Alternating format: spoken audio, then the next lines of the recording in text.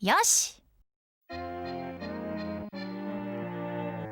Welcome to Napple, a Japanese exclusive Dreamcast game from 2000.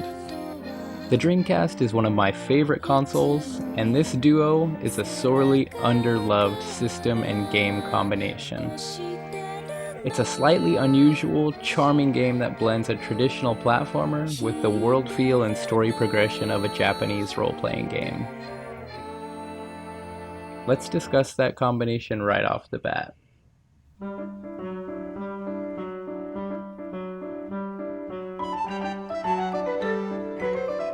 If you have ever played the first Klonoa game, you'll feel right at home in this world, with its vibrant details and low difficulty. Napple is peak video game relaxation. The platforming elements can be a slight bit awkward at times, especially with a strange height-restricted double jump that takes a little bit to get used to. It has enough variety in the platforming that it never gets to be truly stale, but it's nothing to get excited over either. Each level ends in a boss fight, and these are easily the low point of the game. You have far too much health and the bosses put up next to no fight, even the final boss. Another aspect of the game that is a little bit underdeveloped was the Poffit system. As you're playing through levels, you collect items that you deconstruct into raw materials through this annoying minigame.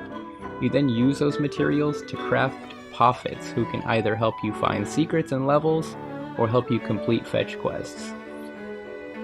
In general, you use either the Bridge Poffit or the Boost Poffit for nearly every secret chest in the game.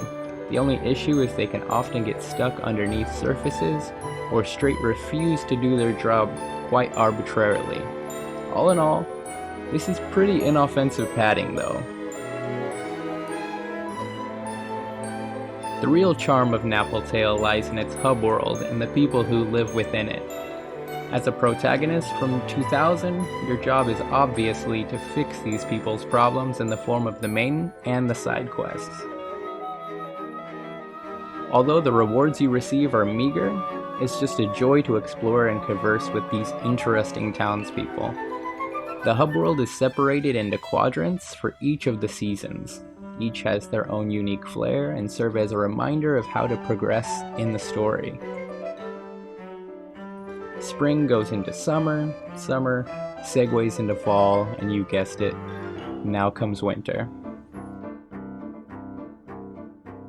There is a gate in each season that leads to the access of where you can actually play the platforming stages. The stages themselves have decent replayability, with certain secrets and story events that can only be triggered from within.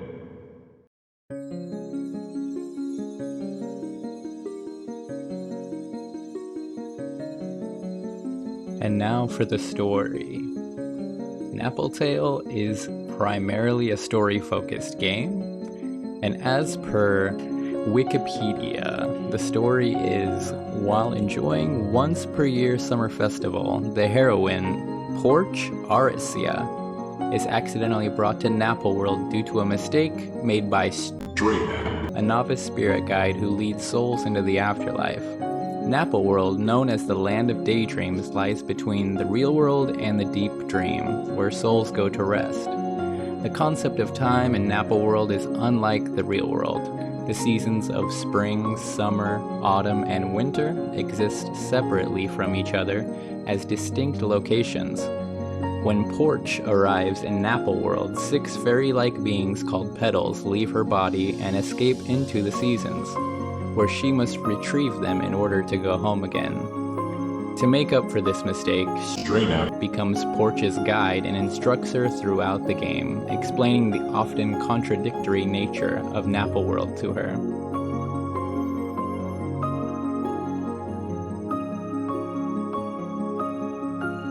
So essentially, Straynap mistakes Porch for a cat, the cat he was supposed to bring to the afterlife. The cat's name is Portia, not Porch. And as we can see here, we can read the text boxes. That is because this game was translated in full, and it was just released maybe a month or two ago.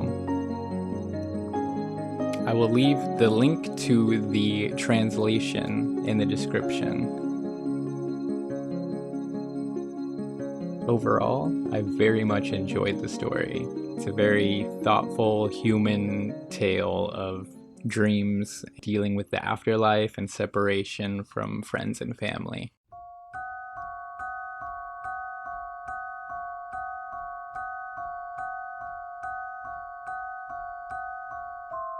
The overall vibe of the game is that of a Miyazaki film, with some shades of Sailor Moon thrown in for good measure. More on that Miyazaki connection later on. The character designs are phenomenal. Taking a trip back to the year 2000, you realize how much we're sorely missing these memorable, vibrant characters today, at least aesthetically. The creative staff for Napple was primarily composed of females. You can feel this sensibility in every aspect of the aesthetic, and it fosters an outstanding cohesion among all the moving parts.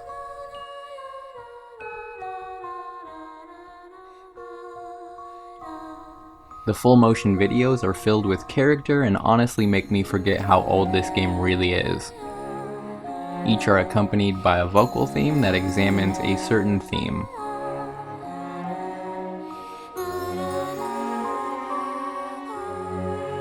Porch herself is effortlessly emotive with her animations, chatty voice lines, and less is more expressions.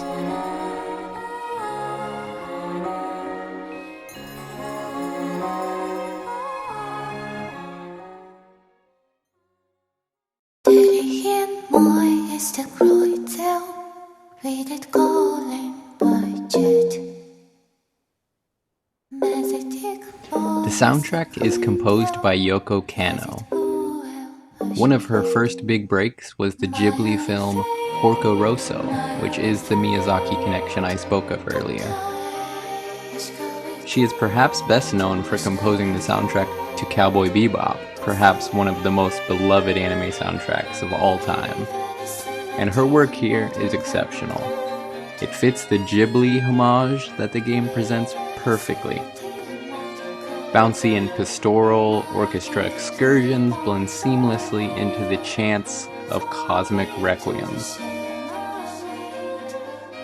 There's a lot to love here, especially just how much variety there is. The sound design and effects are also quite pleasant. As previously mentioned, Porch has a lot of snappy dialogue, and her sound effects, such as the interactions with enemies, her jumps, the wand swats, they all sound right at home here.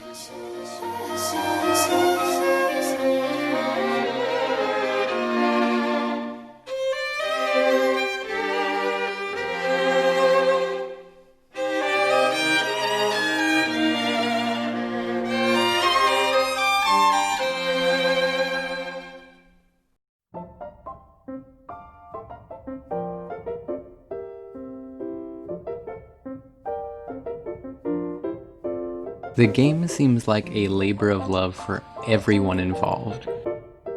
You can't help but be charmed and engrossed in this narrative with how well every element is implemented. The platforming may be a slight bit underwhelming, but its world more than makes up for that. A quick shout out to Cargodin and Esperknight, who are responsible for the translation in this game. Their efforts allow all of us English speakers to finally see just how lovely this nearly 20-year-old game is. I've had my eye on playing this for a very long time, and it did not disappoint. If you're searching for a relaxing, story-focused game with a side of jumping around, this is definitely your ticket. And that's it for Napple. If you have any other strange games you would like covered on the channel, please let me know in the comments below.